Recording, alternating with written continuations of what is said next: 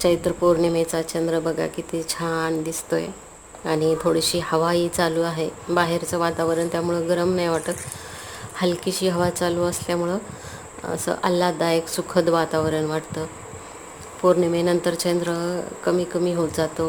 अमावास्येला आपल्याला पूर्ण काळोख असतो. आपल्या आयुष्यातही काहीसं असंच घडत असावं, कारण कधी कधी आपल्या आयुष्यामध्ये अशा काही घटना अचानक घडतात की आपल्याला समोर अंधकार दिसतो आणि त्यावेळी सुचत नाही की काय करावं काय नाही.